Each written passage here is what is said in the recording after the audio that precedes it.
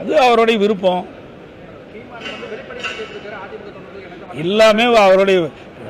எல்லாமே அந்தந்த கட்சியுடைய தலைவருடைய விருப்பப்படி அவர்கள் கேட்குறாங்க.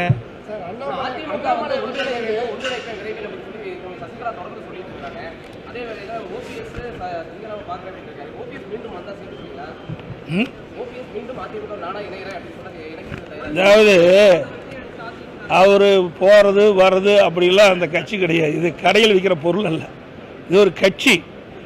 அதிமுகவுக்கு என்று சில விதிமுறைகள் இருக்கின்றன. அந்த விதிமுறைப்படி தான் கட்சி நடத்துவோம். இன்றைக்கு இந்த கட்சிக்கு விரோதமாக அவர் ஈடுபட்ட காரணத்தினால்தான் அனைத்து இந்திய அண்ணா திராவிட முன்னேற்ற கழகத்திலிருந்து அவர் அடிப்படை உறுப்பினர் நீக்கப்பட்டார். இது நானோ அல்லது அறிவிச்சார் வேலுமணியை நீக்கல. அனைத்து இந்திய அண்ணா திராவிட முன்னேற்ற கழக தொண்டர்களுடைய மனநிலையில் அங்கு வந்த பொதுக்குழு உறுப்பினர்கள் அவளுடைய எண்ணப்படி தீர்மானம் கொண்டு வரப்பட்டு பொதுக்குழுவில் ஏகமனதாக தீர்மானம் நிறைவேற்றப்பட்டு அந்த தீர்மானத்தின் அடிப்படையில் தான் அவர் அடிப்படை உறுப்பினர் நீக்கிறோம், பொறுப்புலேருந்து நீக்கிறோம். அவர் மட்டுமல்ல, அவரோட சேர்ந்து 3 பேரும் நீக்கப்படுகிறாங்க. ஆக இது பொதுக்குழுவால் எடுக்கப்பட்ட முடிவு. ஒட்டுமொத்த அனைத்து இந்திய அண்ணா திராவிட முன்னேற்ற கழக தொண்டனுடைய குரலை பொதுக்குழு உறுப்பினர் மூலமாக ஒழிக்கப்பட்டு பொதுக்குழு உறுப்பினர்கள் எடுத்த முடிவின்படி அவர்கள் அடிப்படை உறுப்பினர் நீக்கப்பட்டவர்கள். அவர்கள் சேர்த்துக்கின்ற எண்ணம் ஒருபோதும் கிடையாது.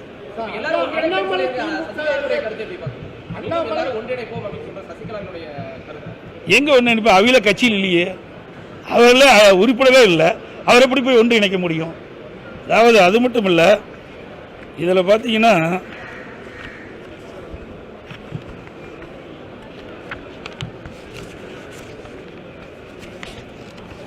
திருமதி சசிகலா அம்மா அவர்கள் 2021 சட்டமன்ற பொதுத் தேர்தலின் போது அவர்களாக வெளியிடப்பட்ட அறிக்கை எல்லா ஊடகத்திலையும் பத்திரிகையிலும் வந்தது.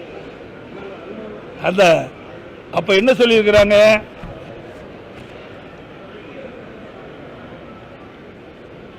அம்மா அவர்கள் உயிருடன் இருந்தபோது எப்படி அவர் எண்ணத்தை செயல்படுத்துவதும் சகோதரியாக இருந்தவனும் அவர் மறைந்த பிறகும் அப்படித்தான் இருக்கின்றேன். நான் என்றும் பதவிக்காகவோ பட்டத்திற்காகவோ அதிகாரத்திற்காகவோ ஆசைப்பட்டதில்லை. புரட்சி தலைவியின் அன்பு தொண்டர்களும் தமிழக மக்களும் நான் என்றென்றும் நன்றியுடனாக இருப்பேன்.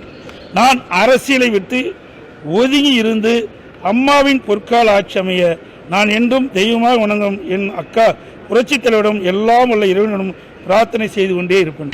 அப்பொழுதே அறிவிச்சிட்டாங்க. 2021 நான் பதவியில் இல்லைன்னு அறிவிச்சிட்டாங்க. அப்புறம் 3 ஆண்டு காலம் கழிச்சு இப்போ நான் ரீஎன்ட்ரிங்கிறாங்க. இது என்ன கம்பெனியா, கார்பரேட் கம்பெனியா வேலைக்கு போயிட்டு மாதிரி இணையிறதுக்கு? இது கட்சிங்க, நல்லா எண்ணி பார்க்க வேண்டும். ஆகவே உண்மையிலேயே அவர்களுக்கு மீண்டும் அனைத்து இந்திய அண்ணா திராவிட முன்னேற்ற கழக ஆட்சி தமிழகத்தில் ஏற்பட வேண்டும் என்று எண்ணினால், மனதார உளமாற எண்ணினால், எப்படி திருமதி ஜானகி அம்மா அவர்கள் கட்சி 2ஆக பிளவுபட்ட போது அவர் அழகாக அறிக்கை வெளியிட்டார். மாண்புமிகு அம்மா அவர்கள்தான் இந்த கட்சி ஏற்று நடத்துவார்கள், அவர்களுக்கு நான் உறுதுணையாக இருப்பேன், அனைவரும் ஒருமித்த கருத்தோடு செயல்பட்டு மீண்டும் பொன்மனச்செம்மல் புரட்சித் தலைவர் எம்ஜிஆர் ஆட்சி அமைக்க வேண்டும் என்று சொன்னார். அந்த நற்பண்பும் இவரிடத்தில் இருப்போம் என்று நாங்கள் எதிர்பார்க்கின்றோம். அது அப்படிப்பட்ட ஒரு நல்ல எண்ணத்தின் அடிப்படையில் அவர் செயல்பட்டால் நன்றாக இருக்கும் என்று தொண்டர்கள் அனைவரும் எண்ணுகிறார்கள். திமுக பாஜக தலைவர் அண்ணாமலை இடையே ரகசிய உறவு இருக்கு அப்படிங்கிற மாதிரி ஒரு தகவல். திமுக அண்ணாமலை ரகசிய உறவு இருக்கு அப்படிங்கிற ஒரு தகவலும் பரவிட்டு இருக்கு. அதை எப்படி பாக்குறீங்க? நீ அவரை கேட்டதான் தெரியும், எங்களுக்கு எப்படி தெரியும்? அவருக்கு எங்களுக்கு என்ன சம்மதம்? திரு அண்ணாமலைக்கு எங்களுக்கு என்ன சம்மதம்? நீ அவர்கள் கேட்டா அந்த உண்மையை நீங்க தெரிஞ்சு விடலாம். நிதியமைச்சர் பேசுறத ஒரு ஆடியோவை வெளியிட்டாரு அண்ணாமலை. முன்னாள் நிதியமைச்சர் பேசுறதா ஊழல் குறித்து ஒரு ஆடியோ வெளியிட்டாரு. அதன் பிறகு அவர் எந்த இடத்துலையும் புகார் கொடுக்கல, அதுக்கு அடுத்தபடி எதையுமே செய்யல. அப்ப இது அவருடைய யார் ஊழல் செஞ்சான்னு சொல்றீங்க? எனக்கு புரியல. முன்னாள் திமுக நிதியமைச்சர் அவருடைய திமுக ஸ்டாலினுடைய மகனும் மருமகனும் 30,000 கோடி ஊழல் சரி செஞ்சு ஆடியோ வெளியிட்டிருந்தாரு. இப்படி விளக்கமா கேளுங்க, அப்பதான் எங்களுக்கு அதுக்கப்புறம் வந்து அவர் வந்து அது சம்பந்தமா எந்த புகாரும் எங்கேயும் அளிக்கல. இதெல்லாம் வந்து அவங்களுக்குள்ள இருக்கிற ஒரு ரகசிய உறவை காட்டுதா அப்படின்னு இருக்கலாம். ஏனென்று சொன்னால் இன்றைக்கு இந்த ஊடகங்களும் பத்திரிகைகளிலும் ஒரு அருமையான கேள்வி கேட்டுக்கிறீங்க, அதோட முடிஞ்சு போச்சு. அதுக்கு முன்னாடி எங்களை தான் கேள்வி கேட்டுட்டு இருக்கிறீங்க, அவர்கள் கேள்வி கேட்கவே மறுக்கிறீங்க. திராவிட முன்னேற்ற கழகம் ஆட்சி பொறுப்பேற்ற பிறகு சுமார் 30,000 கோடி அவருடைய ஆட்சி காலத்தில் பல்வேறு துறைகளில் சம்பாதிக்கப்பட்ட பணத்தை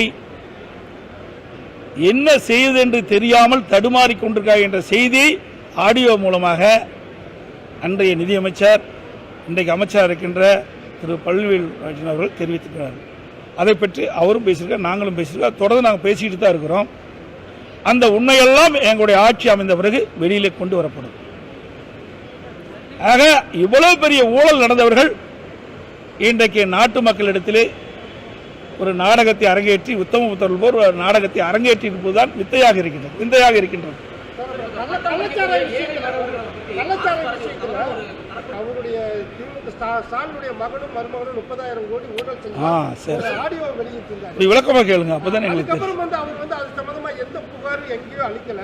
இதெல்லாம் வந்து அவங்களுக்குள்ள இருக்கிற ஒரு ரகசிய உறவை காட்டுதா அப்படின்னு இருக்கலாம். ஏனென்று சொன்னால் இன்றைக்கு இந்த ஊடகங்களும் பத்திரிகைகளிலும் ஒரு அருமையான கேள்வி கேட்டுக்கிறீங்க, அதோட முடிஞ்சு போச்சு. அதுக்கு முன்னாடி எங்களை தான் கேள்வி கேட்டுட்டு இருக்கிறீங்க, அவர்கள் கேள்வி கேட்கவே மறுக்கிறீங்க. திராவிட முன்னேற்ற கழகம் ஆட்சி பொறுப்பேற்ற பிறகு சுமார் 30,000 கோடி அவருடைய ஆட்சி காலத்தில் பல்வேறு துறைகளில் சம்பாதிக்கப்பட்ட பணத்தை என்ன செய்வது என்று தெரியாமல் தடுமாறி கொண்டிருக்கிறார் என்ற செய்தி ஆடியோ மூலமாக அன்றைய நிதியமைச்சர் இன்றைக்கு அமைச்சர் இருக்கின்ற திரு பழனிவேல் ராஜன் அவர்கள் தெரிவித்திருக்கிறார். அதை பற்றி அவரும் பேசியிருக்கார், நாங்களும் பேசியிருக்கோம், தொடர்ந்து நாங்கள் பேசிக்கிட்டு தான் இருக்கிறோம். அந்த உண்மையெல்லாம் எங்களுடைய ஆட்சி அமைந்த பிறகு வெளியிலே கொண்டு வரப்படும்.